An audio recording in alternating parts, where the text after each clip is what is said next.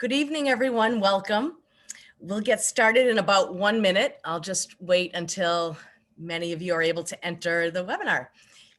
We'll get started.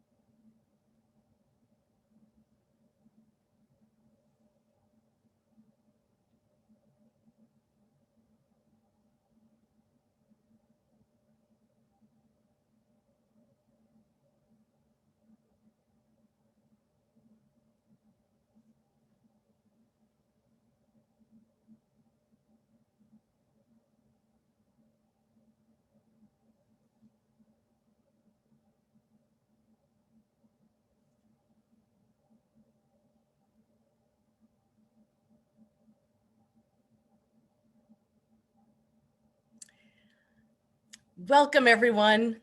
My name is Julie Shields-Rutina, and I am the Director of College Planning and Education at MEFA. And I'll be your presenter tonight for this MEFA webinar, College Admissions for High School Juniors. And I am joined by my colleague, Jennifer Bento-Pinion. And Jennifer will be monitoring the question and answer box and feature, and we'll show you how to use that so you can ask your questions. And also my colleague, Heather Rodriguez, who is the Director of School Counseling at Hingham High School. And so we're going to spend about an hour, maybe a little more with you tonight to talk about college admissions and to answer all of your questions. Now, a few housekeeping items. You're all muted just so that we can keep the noise level down. We actually have a very big crowd tonight, and that's wonderful. So if you have a question, please use the Q&A feature and ask your question. And as I mentioned, Jennifer will be moderating that and be able to answer you or hold your question and ask me at the end, or if it's urgent, maybe ask me during the presentation. So we want this to be as interactive as possible, but we'll have to do it through the question and answer feature. And then also we're recording this webinar, so you'll have a copy of this to be able to watch at a later time or share. And you can see the other pieces about your audio settings, and you can use the live transcript feature if you want to see closed captioning of this, of how we're speaking. So Heather, I'm going to turn it over to you. I know that when you and I spoke about this date for this webinar, I know there are a lot of Hingham folks on the line, and so we want to welcome all of you. And Heather wants to share some specific items for Hingham High School families. Thank you so much. Thank you for all the information you're about to present. It's going to be amazing if the past is any indication. So welcome to the Hingham families and everyone else. Just for Hingham families, we wanted to give a couple quick points. This week, juniors are attending the seminars with counselors. We have two remaining at Thursday and Friday at 12:30. The link for that is in the junior Google Classroom, as well as the password. So we have a wealth of information in there, so just remember to use the junior Google Classroom. After individual appointments, counselors will be sending out information on that once all the junior seminars are done. So juniors, watch your email inboxes for some communication from your counselors after this week, so we can start setting up appointments with you. And just a reminder to check the Google Classroom quite a bit. I think I've said that 3 times now, so you can tell it's important. And students, you can invite your parents into the Google Classroom as well, because there's a lot of information in there that you will definitely want your parents to know. So I think that pretty much wraps it up for us. Thank you so much for allowing me to kind of give our information, and we're looking forward to a really great seminar tonight. Thanks, everyone. Thank you, Heather. All right, so I'll tell you also a little bit about MEFA. If you don't know MEFA, MEFA has been around since 1982 here in Massachusetts, and we are a not-for-profit state authority. And our main mission is to help families plan, save, and pay for college. We have the state's two savings plans, the college savings plans, the U Fund and the U Plan.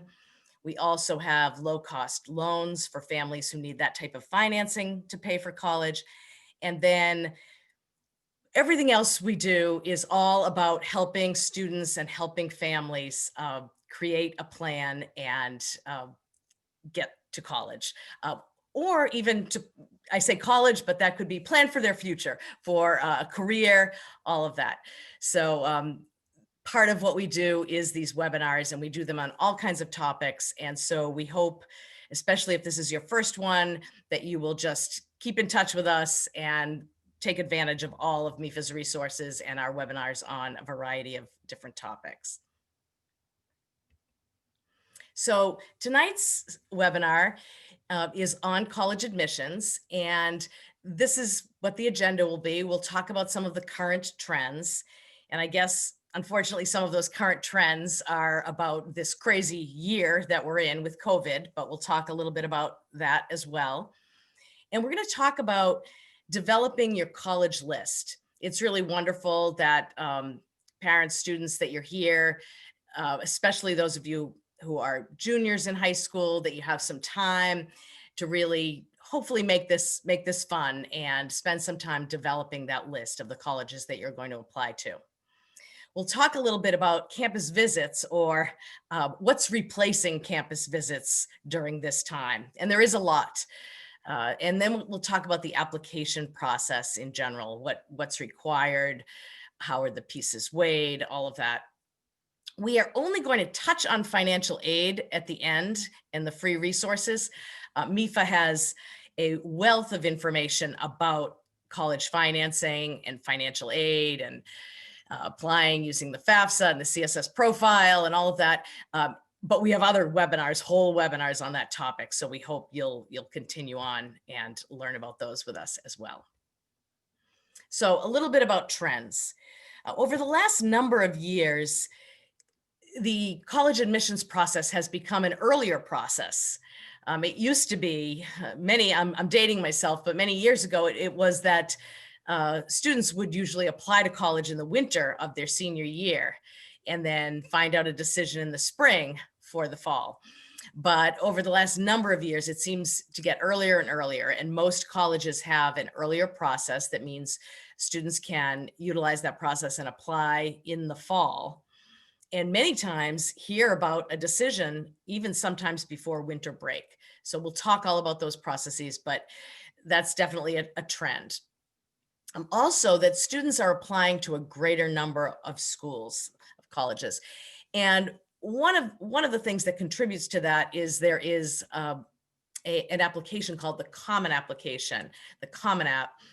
And again, we'll talk about that, but that just makes it a little bit easier, where a student can put all of their information into this one application and then have it sent to a number of different colleges. And so that has helped this trend along, so that it makes it easier for students to apply to a greater number of schools. However, what that does is it leads to this next trend, which is a term called demonstrated interest. So because students now apply to a wider range of colleges, when a college receives an application from a student, they're not 100% sure that the student is super excited, really wants to come to that college. Because again, they might think, well, maybe the student just said, oh, I'll add this one additional college. And because my friend is applying here, I'm going to apply too. So a college doesn't necessarily know that when they receive an application from you. So that's why we'll encourage, and we'll talk about how you can demonstrate interest to a college. There are some things that you can do in the application process that allow a college to have some sense that you as a student are really excited to go to that college. And then we all know, I'm also a parent. I've been doing this work for over 30 years, working in higher education. But I also have a son who's a college graduate and a daughter who is currently a sophomore in college. She's been studying at home this semester, hoping to go back in the spring. And so I know, and you know as parents, that um, it's an overwhelming process, and we want to help our kids and we want to do everything we can for them. And so this process, we're involved in it. But as we talk it through, I'll try to encourage you, as I encourage myself, to really let the student do the driving in this process and really see ourselves more as a support and helping along the way. And then, of course, the rise of social media has really contributed to a number of trends in college admissions. And I'll give the two sides of the coin. The first is that actually it's now a terrific way that students can learn about colleges through social media. And colleges have social media accounts. They post a lot of information there. And that's a way that a student can interact, which demonstrates interest, and again, learn and connect with the college officially, or connect with other students who go to the college. So that can be a real help and can be a real bonus in this process. But there are some cautions as well. And so, the big one is just, let's encourage our students to have social media profiles that they are proud of. Well, they're probably proud of them anyway, but that they would be proud of, to show a future employer, or relatives, older relatives, or the college that they're applying to. They just want to make sure that their social media information out there is appropriate. And most colleges they don't have the time to go through social media profiles of students. And so this isn't done in a big way, but it is done. And I have heard of many, many cases from talking to my admissions colleagues where they've taken it upon themselves to just check something out, look up a student's social media profile if there's a question or something like that. So we can talk with our students about that. And lastly, I don't know, this is always a factor, but cost has become an even bigger factor of late. College costs are high, and there is financial aid available, but the aid has not increased to the level that the costs have over a number of years. So more and more families are really paying attention to cost and earlier, and that's a good thing. So another overarching fact I'll say about the college admissions process is that there are a lot of details, a lot of pieces to it. And so I just encourage you as a family to figure out a way to organize the process. Now, MEFA has this college application manager on our website that you can download, but I'll share that we created it from spreadsheets that I used to see from families that would come up to me at a seminar. So you can use this college application manager, or you can use your own spreadsheet. You can use a whiteboard. Students might like to keep track of things on their phones. There are many ways to keep track of all of this, but there are just a lot of details. Students are going to want to keep track of all of the details at all of the different colleges that they're going to apply to, both on the admissions side and the financial aid side. And so as you're in the middle of it, it's just helpful to have a checklist and have things to cross out and make sure that you don't miss deadlines. So at this stage, you are really in the researching colleges stage. So hopefully this can be a fun stage where students can just do some exploring and really keep an open mind. There are lots of resources to explore colleges, and I've listed some of them here. And these are great online resources. So this collegenavigator.gov is a website that has lots of information about all kinds of admissions, academic, and cost information. And students can look up things such as graduation rates and retention rates and information that will give them a sense, is the retention rate high? Does that mean, that students start at this college and they continue on? Is the graduation rate, the 4-year graduation rate, decent? Do students complete in 4 years? What programs does this college have? What are the costs? What does financial aid look like? And so these are great sites. College Scorecard also has terrific information. What's the average salary of graduates? Things like that. So I would just encourage students to go in and play around with these tools online. And then Big Future is a website of the College Board that also has a great college search, then information on all the academics and applying. And lastly, and I have a slide on MEFA Pathway. MEFA Pathway is a free web portal from MEFA that also has just a terrific college search and can be really helpful to students in so many ways. Now, your school may also use Naviance, which is another tool to explore colleges. So use that if that's what your school uses. If not, or even in addition, you can use MEFA Pathway. And there are all kinds of, if a student is really open and thinking, I really don't know exactly what I want to do or what I want to go to college for, it's great to use all of these sites as a way to just get their minds going on all of this. So for example, within MEFA Pathway, they can take skills and interest assessments, do some career exploration, and there's a college search in here as well. So really keeping an open mind and trying to gather as much information as possible is really helpful.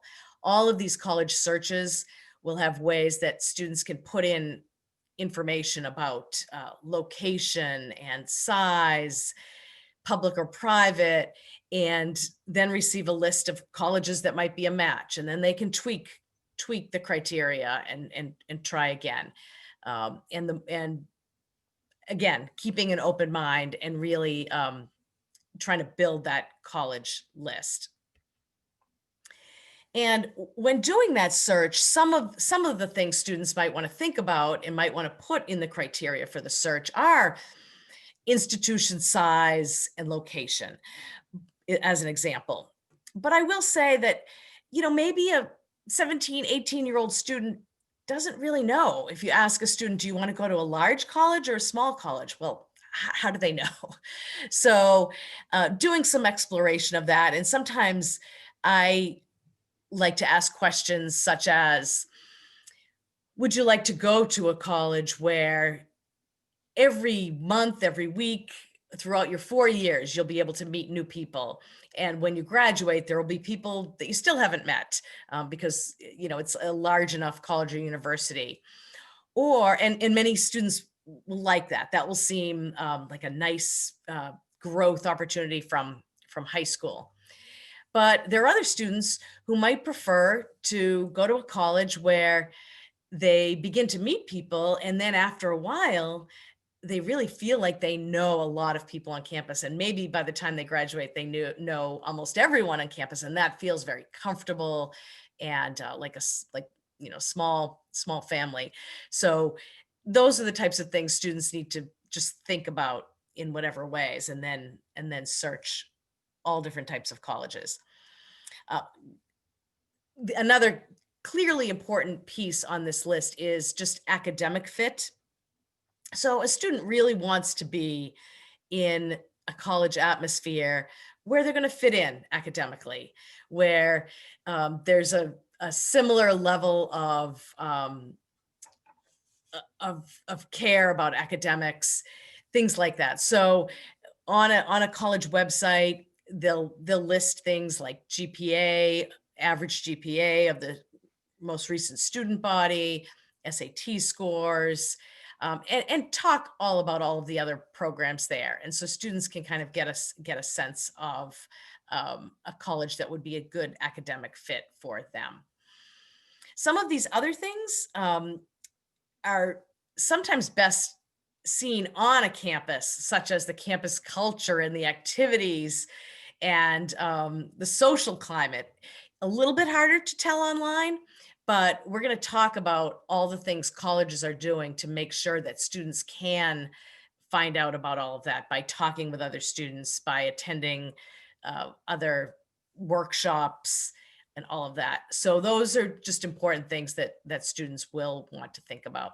And they can also talk to you as parents and other relatives and other friends and other friends' siblings that have attended colleges. So again, at this stage, it's all about keeping an open mind.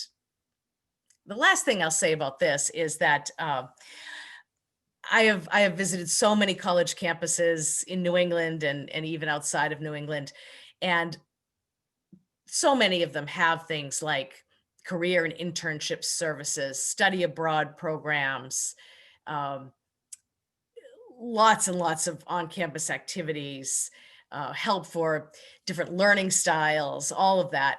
So you can find this on many, many college campuses, but just good to delve in a little bit further for the things that are most important to you. And so more about today, we can't get on college campuses for the most part. In some cases, I think you could drive around the area, perhaps drive through the college.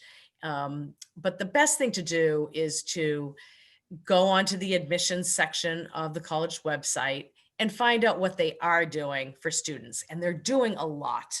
I mean, colleges want to bring your students to campus, and they want to be able to share all the things that you would have been able to find on a college visit. They want to be able to share that with you. And so they're doing all kinds of things virtually. You can take virtual tours. You can go to virtual admissions webinars like this one with panels of current students. An admissions office can set you up with a one-on-one chat with a student, or perhaps even a Zoom meeting like this. So there's a lot available, and just know that and take advantage of all of that to learn as much as you can about as many colleges as possible. And, another thing during this time that used to be an in-person type of event or events were these college fairs, where I used to be involved with one down at the World Trade Center in Boston, where colleges would come from all over the country, and students could walk through and have conversations with admissions representatives from colleges across the country that they don't have to go there and visit. They can just begin that conversation. And so now these are being done online as well. So NACAC is the organization that's holding virtual college fairs from January through May. So just go to this website, nacacfairs.org, virtual, and students can attend these fairs online. And it will just give them a chance to communicate with admissions representatives from colleges all over the country.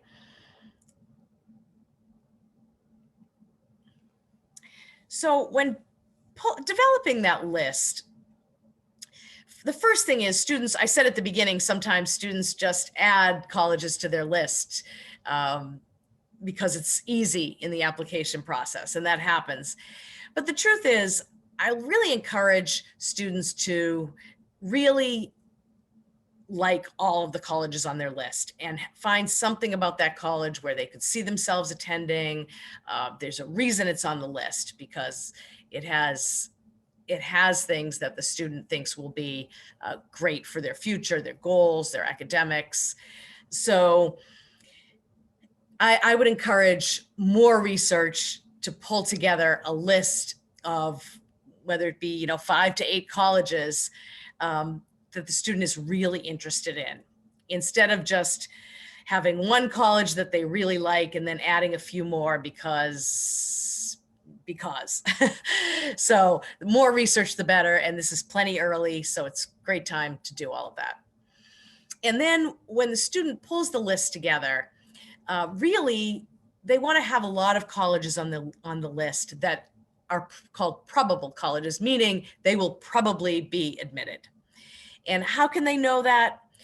They can know that because they can know that their academic profile fits and is in line with the academic profile of the college, which you can find on a college's website. And it talks about things like grade point average, maybe standardized test scores, so that a student knows they're about in the running for that college, and they will probably be admitted. And again, it's so nice to have options and choices senior year.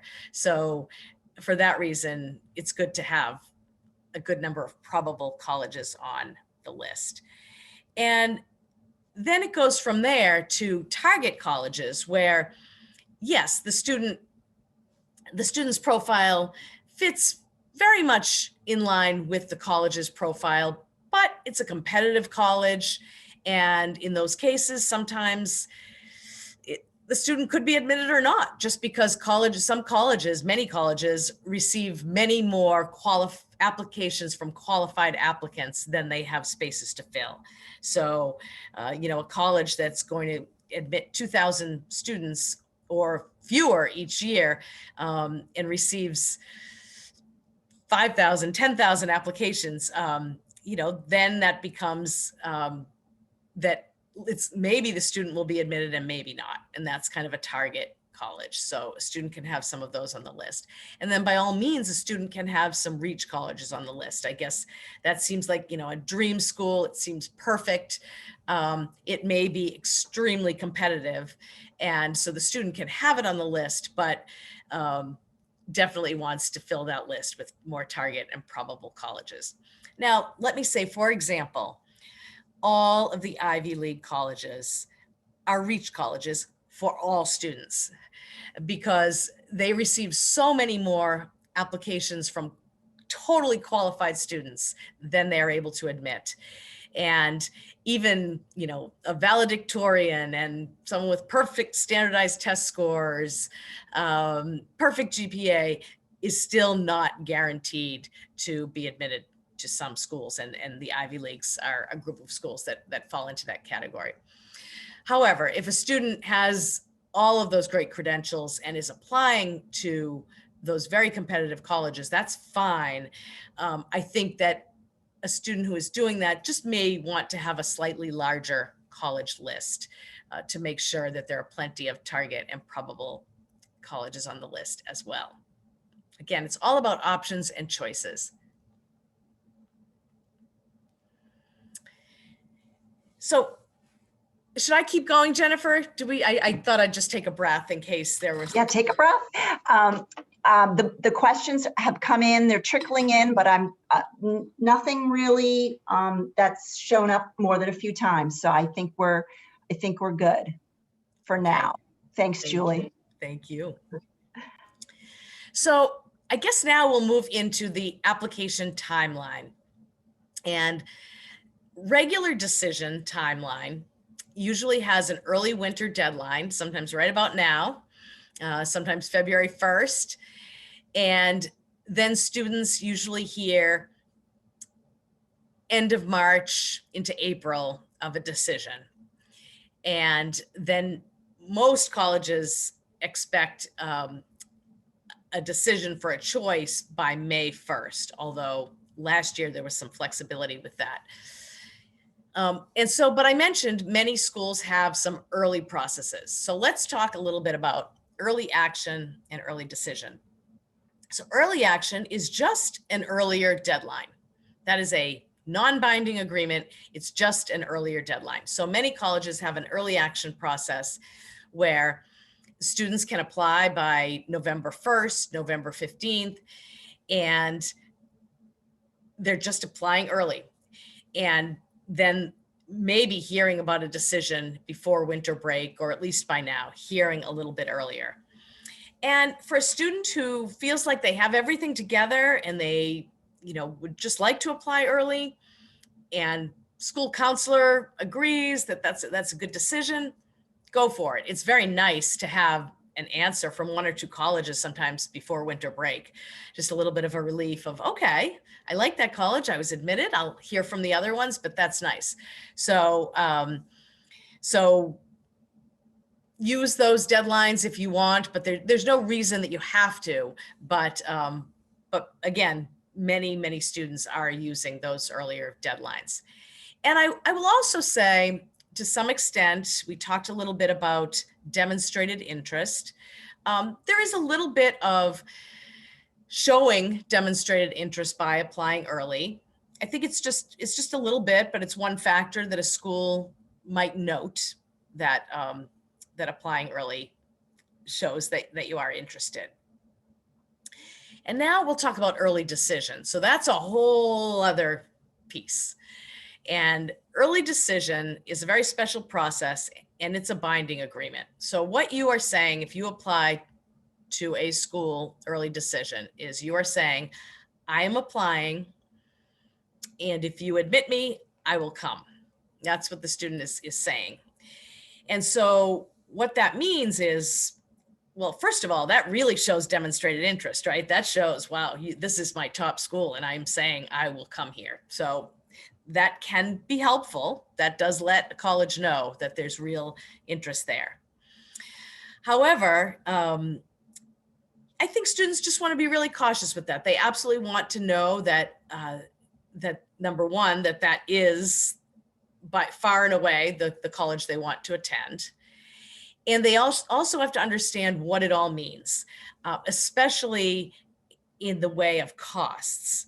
So they should really, and I'm going to show some calculators you can use and all of that, but it's a good idea for you as a family to really understand that you can afford it, and that a financial aid offer you'll receive from that school, an estimate of that looks okay to you, and you think you can afford it. You really want to do some of that work ahead of time to show that you know what you're getting into by making this binding agreement. So I'll give you some of those tools, but again, you want to have done all of this work up front and be sure that that it's all going to work out. And one other piece, students who apply early decision and get admitted, I guess you also have to feel comfortable that you're not going to see any financial aid offers from any other college. So you're just giving up your chance to be able to really look at your choices and options and just making this one decision. And that's okay. That might be just fine for a lot of families. But if it isn't, you almost have to be comfortable with the fact that you might receive a $20,000 merit award from another school that you're never going to know about or see, because you are going to be agreeing to this early decision. So some things to think about. And then the last two, rolling admission, is that some colleges open their admission on a certain date, and then you can apply anytime from that date on.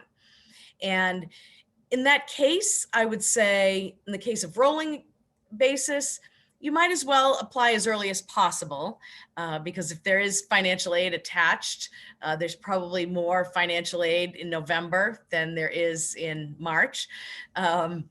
So you can apply anytime, but good to know that if you really like a school that has rolling admission, apply earlier than later. And then open admission is a college that admits most students for most programs. So a great example of that is our community colleges. Our community colleges, as long as you've graduated from high school, you can apply and you can be admitted. Now, it doesn't mean you can be admitted to every single program, because some community colleges have programs that are limited in size, or they limit that by taking the most academically qualified. So there are some restrictions there, but in general, as a high school graduate, you can go to a community college. So that's a wonderful thing, and save lots of money by doing that as well. So that's open admission. Yeah. Now, Julia, I'm going to interrupt you for a moment here. We do Yeah. have a couple questions that came in regards to this slide. So the first would be, is there a suggested number of colleges that students should apply to? No, it's a hard one, and there is no definitive answer. The average seems to be 9, according to some statistics recently. Sometimes we say 5 to 8 could be a good number. I would say, though, think about some of those things I mentioned. If you're applying to very competitive colleges, you might need to apply to a few more. And if you're applying to more colleges where you are fairly certain you'll be admitted, you're a great fit, you could probably apply to a few less. Great, thank you, Julie. And the other question that came in was, is there more of a likelihood of merit-based financial aid being offered when the student applies early action? So, great question. So I will say that, as we mentioned, early action, is a way of demonstrating interest, and that's good. And so colleges do attach some merit aid when they feel that this is great. This student really wants to come here, and we want them to, so we're going to give them some merit aid to entice them. So yes, there can be. So that is, I guess I'll just leave it at that. Yes, there can be merit aid, and in fact, we have even heard of some programs where they'll say all of their merit aid is attached to those earlier applications. So I would say that's an important thing when you're creating your spreadsheet and finding all of the details about all of the colleges that you're applying to. Make some notes about those types of issues as well. And if there's a certain program that you have to apply early to receive merit aid, then that's one you want to apply early to. So yes, you're wise to be thinking about that. Yeah. All right, and just one more. Yeah. What is the average cost of the application? They really range. So 60, 75, I've seen a couple over 100. So that's about what I would say. I'll even ask Heather, because you probably see a lot more of these applications. Is that what you see too? Yeah, they range from probably average about 50 up to 75, I would say, these days. Sometimes we do see a few schools waiving application fees for certain periods of time. So there's kind of a flurry of those each fall, but most of the time it's between 50 and 75. That's great, thank you.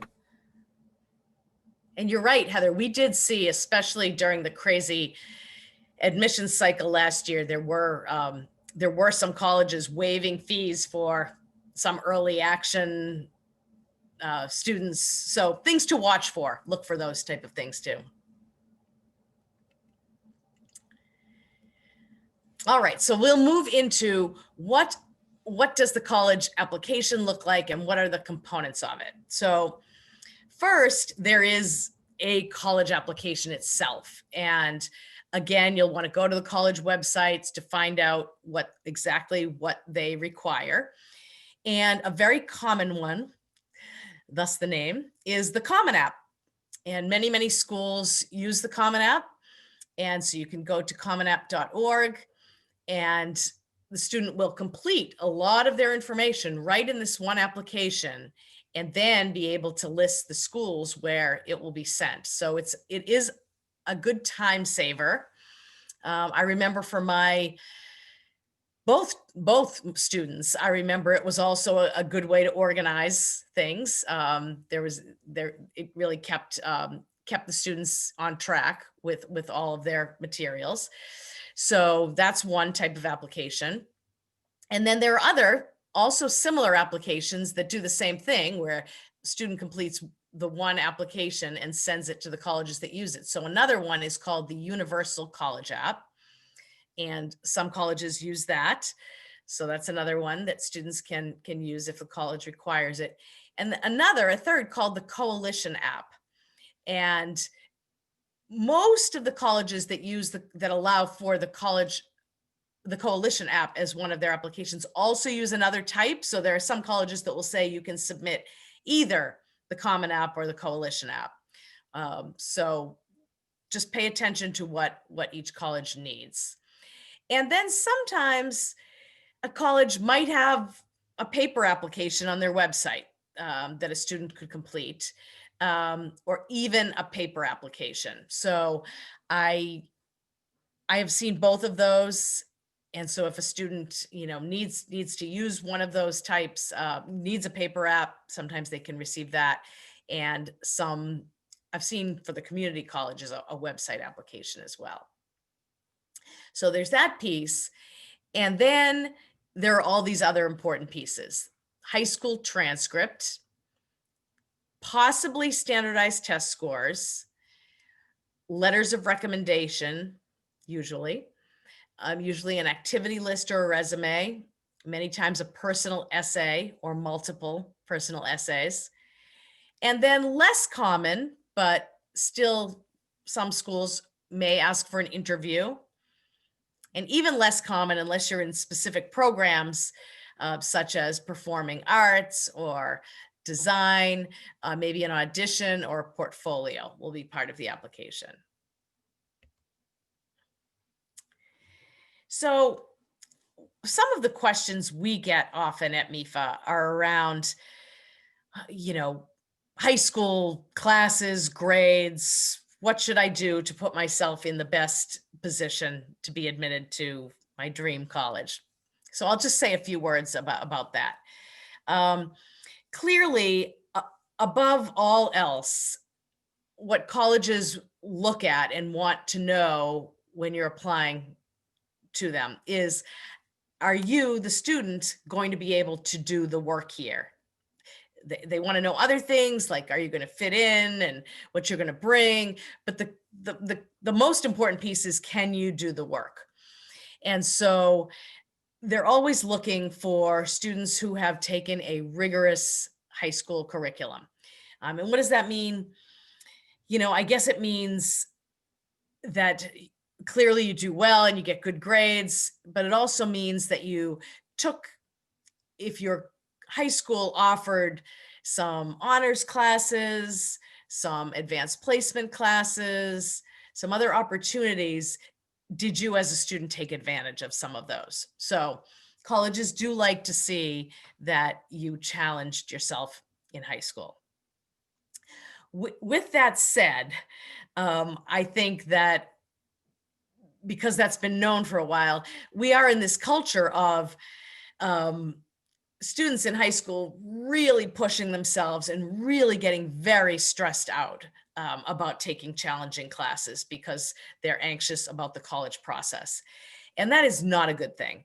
So I just put that voice out there to say, absolutely, you want to challenge yourself and work hard and do well in high school, so that you'll have more options for college. But, there's no use taking more AP classes than you can handle and feeling stressed out all the time so that you feel like you can't even learn or enjoy your high school experience. That's no good. So try to think of it as a balance and really be balanced about that. Have a good view of that. And there are so many colleges out there and so many options that there's not just one college, and that's the be all end all. You're going to have choices. So challenge yourself, but don't stress yourself out terribly. Colleges do like to see improvement over time. Students do change from the time they're freshmen in high school to junior and senior year. And if you're applying to very specific programs, let's say in nursing or engineering, a college will probably look at some specific classes to see how you did in those classes and, that are relevant to your college plans. And In Massachusetts, there is a sliding scale for mass public colleges and universities where you have a certain GPA, and if you don't meet that GPA, but your standardized test score meets a certain level, that that you can be admitted. So you can find all of that out on those college websites as well. So before I even go here, let me just say again, because of academics and because the colleges want to know that you can do the work, your high school transcript is a really important piece of this application. Most would say the most important piece. But there's this thing called standardized tests. And so colleges also sometimes require one of these tests, and usually it can be either one, the SAT or ACT, as one of the components of the application. Now, before I even get into this too much, I will just say that it's been an unusual year that many colleges have waived this requirement in the current year because test deadlines, testing dates were canceled, students couldn't take tests in person. So it was kind of a messy year. So many colleges said, we're not doing that. And this year they are looking at these admissions applications without the test scores and having to really pay close attention to other parts of the admissions application. There were already a number of schools, and you can see down here at fairtest.org, who don't require the SAT or ACT. So there are over 1,000 schools that do not require it. And then this year, there are even more who seem to be moving in that direction, and it might just be short-term for this year, or for some of them, it may continue on. So pay close attention to what, if a college requires one of these tests. The likelihood, though, that you'll apply to a college that is going to require one of these tests is high, because some will still require some of these tests. So it's a good idea probably to take one. And the question always comes up about which one to take. So the advice that I've been told by most of the folks, testing experts, is to really take a full-length practice SAT and a full-length practice ACT. And both companies, the College Board and for SAT and ACT for ACT, have free tests that you can take online. And so if a student takes one and the other, they can get a sense of which one they liked a little bit better. They're just a little different. They're both multiple choice assessment tests, but they feel a little bit different. And so a student might as well take them, see which one they like better, and then practice for that one, and then take one of these tests. And that way, if a college needs the test, they have it, and if not, they don't have to send it. So that's what I'd say about that, and also just the practice piece. There are so many free resources to practice these exams, and once you take a practice test, then you can find out what answers you got wrong, try to figure out the answers, and really just study the pieces that you didn't do so well on, letting the ones that you did do well on go. And as with anything, just taking one of these tests a couple of times is going to make it better for you when you actually sit down to take the actual test. So practice and really pay attention to the questions that you want to do better on. And then most colleges will ask you for an activity list and a resume. And really what they're trying to get at here is just all of the things that you do outside of your school, outside of your academics. How do you spend your time? So that could mean that you play a sport, you play an instrument, you are in a club, you have gone to a robotics competition, all of those things you want to be able to share on this part of your application. And the truth is, it might be that you have a job. It might be that you come home from school and you babysit a younger sibling. all of those things show responsibility and leadership, any work you do in your community. So this list doesn't have to be a mile long. It really just should show who you are and what you do outside of your schoolwork, because colleges want to know that they're bringing a whole person to their campus. And then the essay. So many colleges require an essay, and some require multiple essays. So this is another part of the application you can get started on now. Maybe, I know in some high schools, English classes start this process and have students write an essay and maybe have some editing done so that you go into the summer with a draft of a possible essay. The key with this essay is, students, you want to pick a topic that is meaningful to you.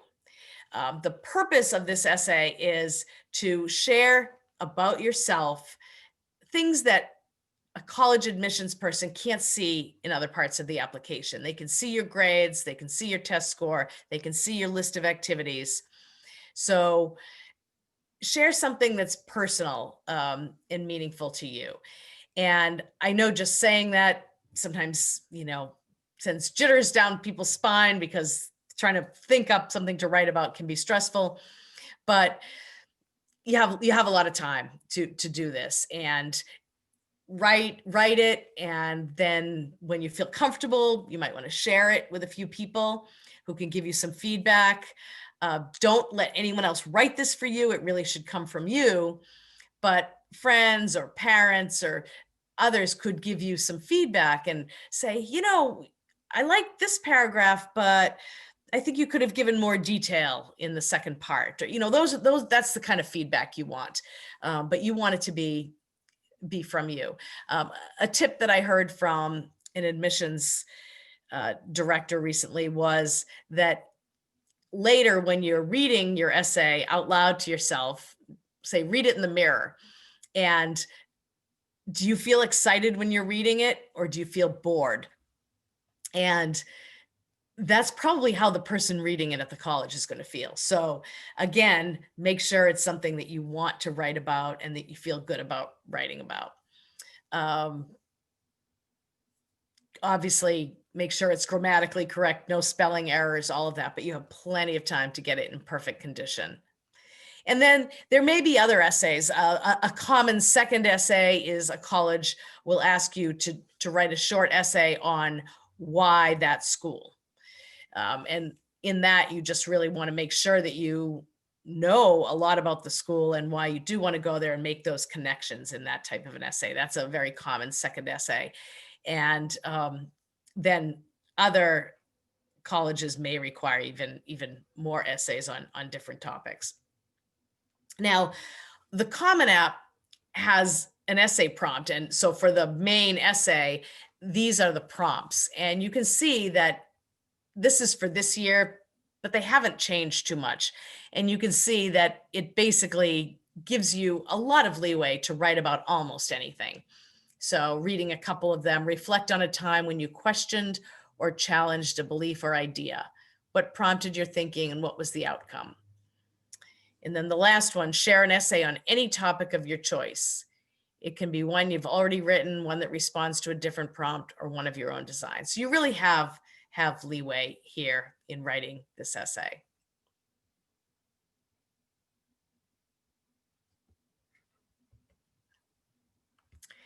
And then letters of recommendation. These are also a very important part of the application, because this is going to be another perspective about you that the admissions committee can read. And so the most important thing is to ask a teacher who knows you well and can provide some specific insight about you to the admissions office. So I think you want to start thinking about who those teachers could be. It doesn't have to be the teacher where you got the A in the class. It might be the teacher where you started out not doing so well and you really improved because of the teacher made you love the subject and you realized you really liked it. Anyway, make sure it's a teacher who knows you well, and ask early. Your high school, I'm sure, has a process for this. So go through that process, and then hopefully that's this year, in junior year, where you're at least getting on the radar of the teacher, so the teacher knows they're going to write for you and they agree, and then making sure you follow up in the fall. And definitely you want to thank the teacher. I'll also add that the more information you can give to your recommender is just helpful to maybe say, I'm applying to these colleges, I'm interested in these type of programs. That just gives the recommender some thought as they're writing for you. And then interviews. Now, clearly, we're not going to be having too much face-to-face in the way of interviews, I don't think, for this year, which is fine. But there may still be some Zoom interviews like this. But it's a small number of schools that require an interview. And even when there is an interview as an option, sometimes it can just be informational, meaning it's not really part of the admissions application. They just offer it, and you get to connect with someone in the admissions office, maybe even a student, and you get to ask your questions. They get to meet you and learn, but it's all in the way of just helping you decide if you want to apply.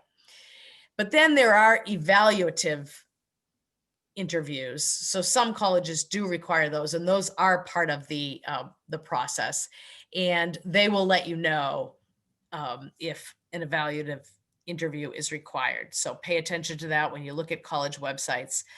I found with my students that many of those evaluative interviews happened after you submitted your admissions application. Sometimes they connected you with an alumnus to have that conversation, or sometimes it was someone from the college that connected with you. But it isn't always after you admit, you apply. So make sure you pay attention to that, because I did see some colleges that wanted you to go through that evaluative interview up front. So just pay attention to those deadlines. And students should just, be prepared to answer a number of questions. And it could be about, what was the last book you read for fun? Tell me about your best friend. So maybe just do some thinking about and reflection on yourself before you sit down to have one of those interviews. And also you want to make sure you're really knowledgeable about the college so that you can ask good questions of the interviewer.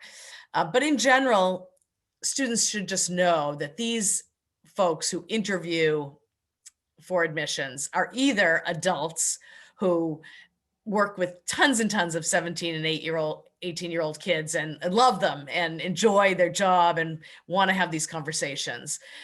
Or it could be students themselves. So they're less scary than students might sometimes think. So try to have fun with it.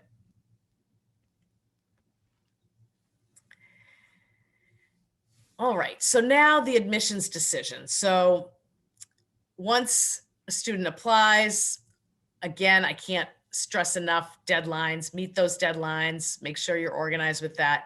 Then the student will receive admissions decisions, and they can receive a decision that says you're admitted, yay. They could receive a decision that says denied, meaning you're not accepted.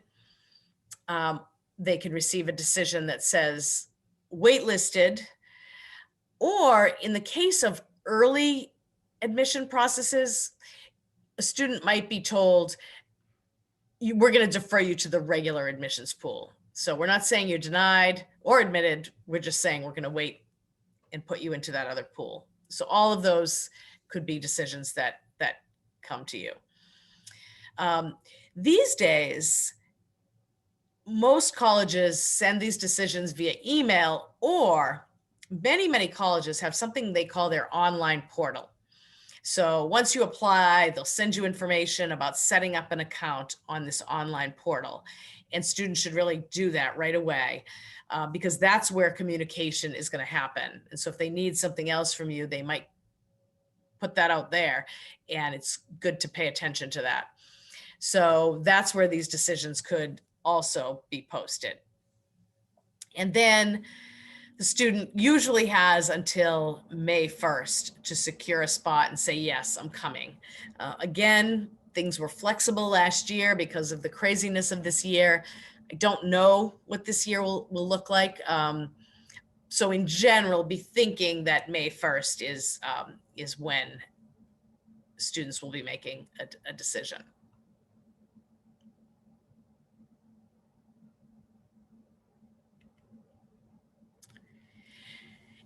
I'll just stop here, Jennifer, in case there are any admissions questions before we talk a little bit about financing.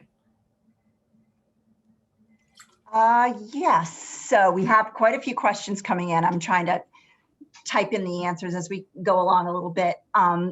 But there are quite a few questions regarding COVID and the pandemic and how that may impact students as they have a loss of class time and instruction, and are colleges taking this into consideration? So that's great. Yes. So good. Let's talk about that. Yes. What we can tell you is that, so we work with college admissions and financial aid professionals all the time. They're our colleagues, and we're always listening to them. And they are so not only just aware, but so enmeshed in this whole situation. You know, they have students on their campuses, or they don't have them on their campuses, and they're trying to bring them back, or they're sending them home. And it's been such a stressful time for colleges, as it has been for all of us. And so above anything, they are so well aware of the impact that COVID has had on high school students trying to complete the last couple of years of high school. I mean, it's just, yeah, it's a challenge. I commend all of you for being on this webinar tonight. You're just continuing to move forward with all of this when we're in such a time. But colleges are very aware. And they're really putting a lot of things in place to be able to work around things and make sure that they are still going to be able to admit a great class of students.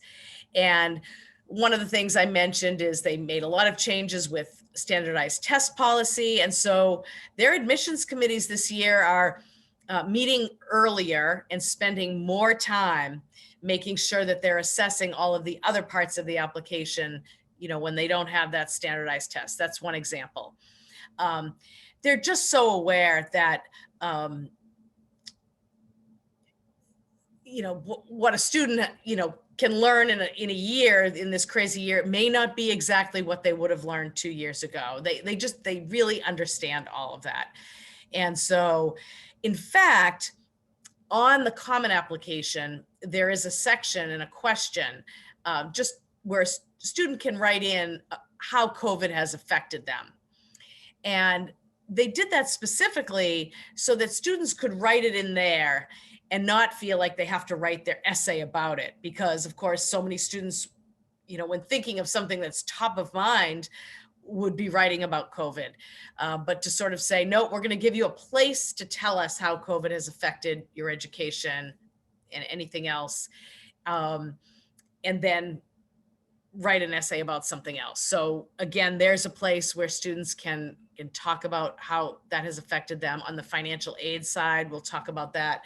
Colleges are so aware of the economic impact, job losses, all of that. So you'll be dealing with folks who are very sympathetic and empathetic, and I think communication will be key. And you're all in this together, and you're in it with every other junior in high school. So it will be taken into consideration. Great, thank you, Julie. Another question, I thought this was a really good question. Do colleges typically use more than one application method? So yes, some colleges will allow you to use, as I mentioned, either the Common App or the Coalition app, and you can have a choice. And so you can look into those applications and choose the one that you feel maybe suits you best. Maybe, that you like, because really what you're doing when you're putting together your admission application is it's like your own portfolio. You want to show yourself in the best light and find a method of doing that really shows all of your strengths, your goals, what you've accomplished, your skills. So if a college gives you both options, look into them and see which one suits you. Great, thank you, Julie. I think that's all for the questions for now. Maybe. All right. So we'll move a little bit into understanding college affordability. But as I mentioned, we are just going to keep this fairly high level because MEFA has many, many webinars on college financing, and we'll teach you all about applying for financial aid and all of that. But here are some things that are really important for you to start thinking about now. What is the cost of attendance of these colleges as you're putting together your college list and you're looking at all the pieces of details of what you're going to put together for the application? Let's look at the cost. And then what's the net price? The net price is actually the cost, the general, you can call it the sticker price cost of tuition fees, room and board, books and supplies, that cost minus any grant or scholarship aid that you receive. So that's the net price, what you're actually paying. And I'm going to show you a calculator you can use and talk a little bit about where else you can find information on that. But it's just a good thing to know. What's the net price of the college? Then secondly, you want to know what financial aid applications are required and when. And I will tell you that is fall of senior year that you'll be completing those forms, but we'll talk about that in a minute. And then it's important to know how a college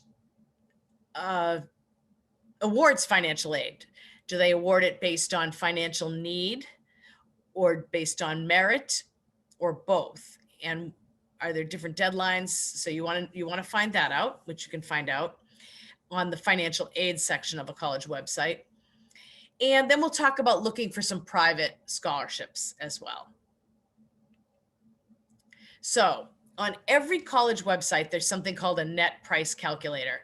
And you can just type net price calculator into the search bar, and there will be a calculator there where you can put some information in about your family and the student, as you will on a financial aid form when the student is a senior in high school.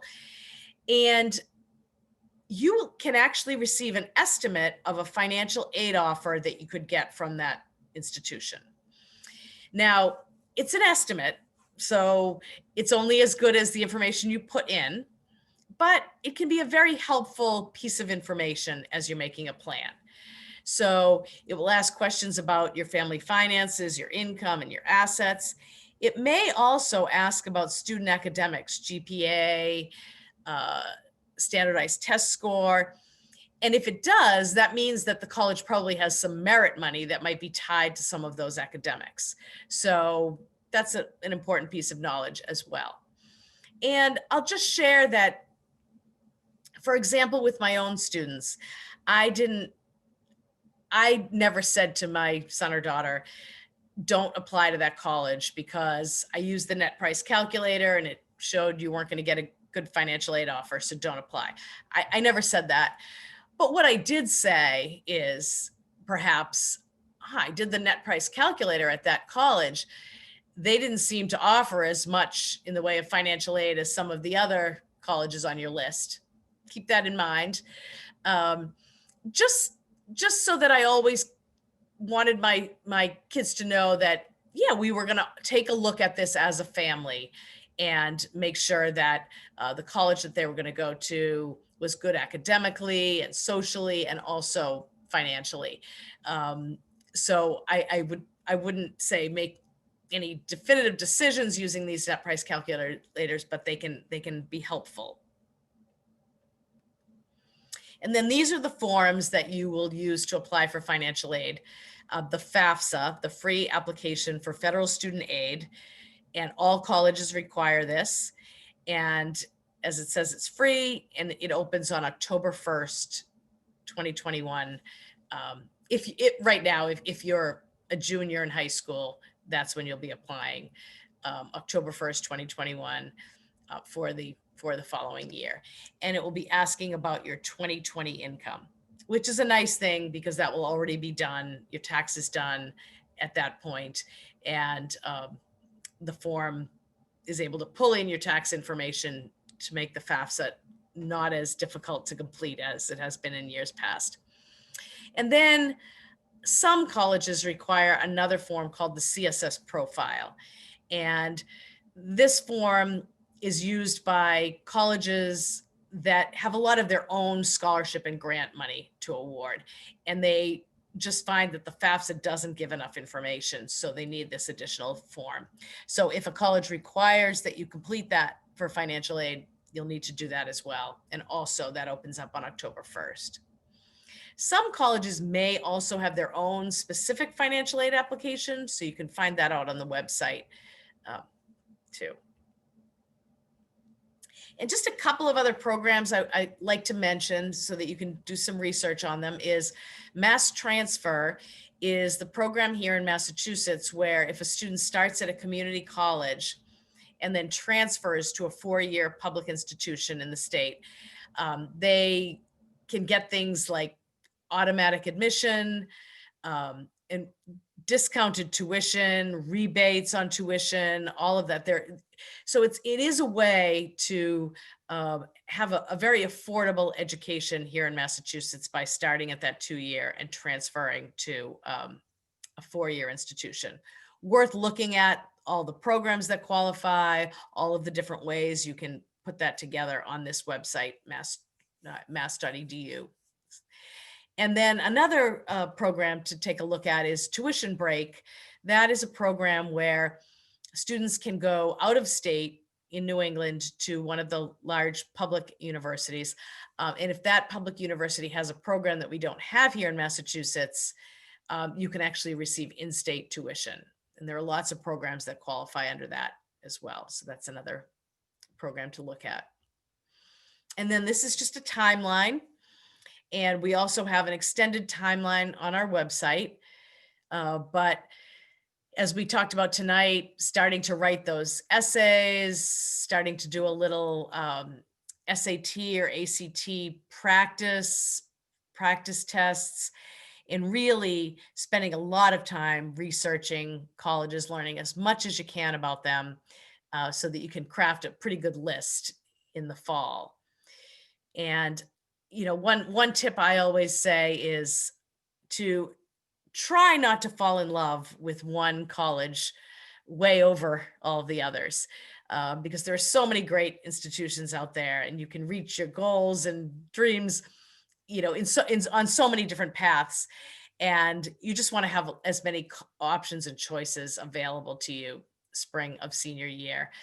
So whether that be that you're not accepted to your first choice, you want to minimize that disappointment because you also love your second choice, or if it means that financially one of your colleges that you really love isn't a great fit financially, that you also love all the other colleges on your list. So both parents and students keeping an open mind, I think, is a good thing. And as I mentioned, we have so many more webinars over the course of this process for you, especially around college financing, but many other topics as well. So please stay in touch with MEFA, and always you can go to our page/events. And we're also on social media. And you can always call us or email us with any questions, large or small, that you have. So I will stop there and see what other questions there might be. Yes, so we do have a few. One is in regards to the waiting list. Oh, yeah. So what is the typical rate of taking kids off the waiting list? What a great question. Yeah. Yes. So the waiting list, oh, it's such a hard decision. When you get that decision, it's just such a strange one, because really, first I'll start with what you have to do if you are told you're on the waiting list. The first thing you want to do is respond back if you want to be on that waiting list, and respond back and say, yes, I'd like to stay on the waiting list. I want you to continue to keep me there and consider me. And they usually ask you to do that in writing. So that's the first thing. But then the second thing is you actually have to mentally move on because you may never come off that waiting list. And so you really want to start thinking about that second choice school, that third choice school, and really start getting excited and learning even more about those institutions. So that's practically what you need to do. And I would say, as a part of that, you can talk with the school to ask about their waiting list, because many colleges have very, very long waiting lists. And so there is no guarantee that you'll come off the waiting list. But if you touch base with an admissions representative, they may actually give you some sense to help you along. So you can stay connected there. But again, for your own sanity, probably want to move on. We had that situation at one point, and the admissions representative told me that as a family, we should write often and say we want to remain on that waiting list, because as time goes on, people do drop off the waiting list and make other decisions and really move on.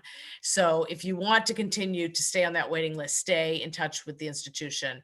You can also follow up if the student received a new transcript, of grades or another award or anything like that. You can continue to share those things with the college, but many students never come off a very long waiting list. Great, thanks, Julie. This next question, I feel like we get a lot, so I'll pose it. Are private colleges more likely to offer merit-based aid? And what is the likelihood of merit-based aid being offered from a larger institution? Great. So yes, great question. And I will say that there is a lot of merit-based aid out there. So colleges really use merit-based aid to attract the students they want to bring. They want to bring in the best class every year, and they want that class to be diverse in every way, academically, ethnically, geographically, program-wise, all of that. So they use their merit aid to bring in the class.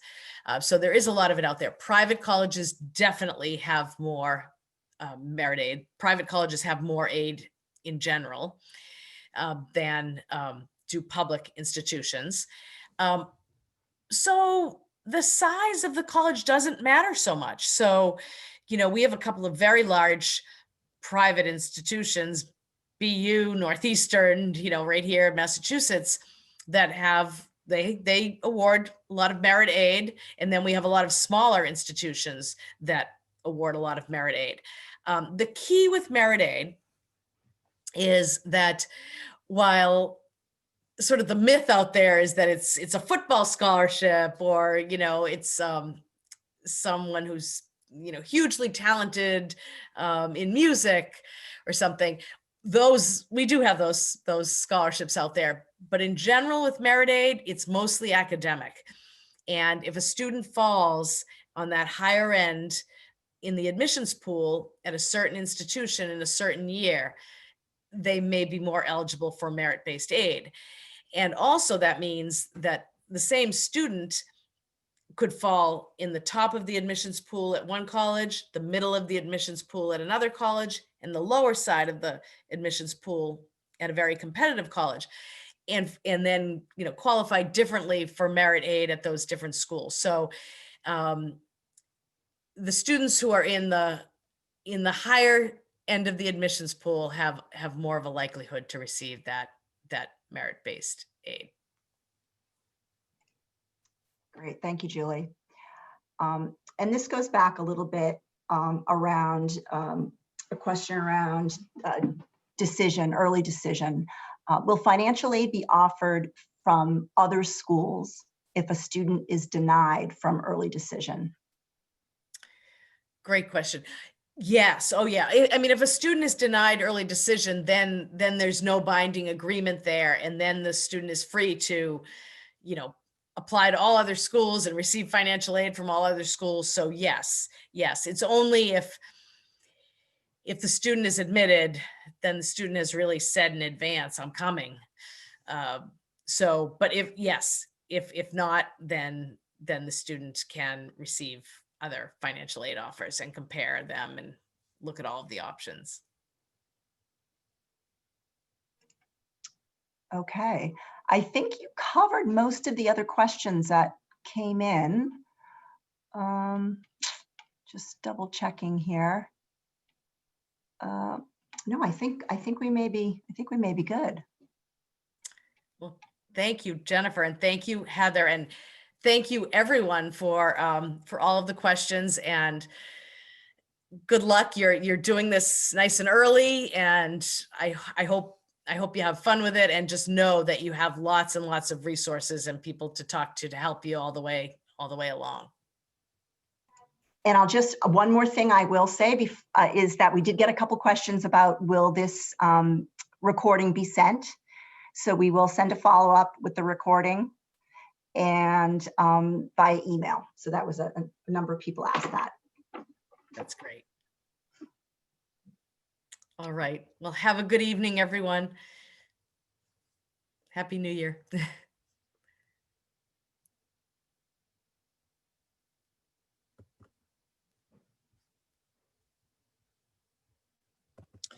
Thank you so much. That was great.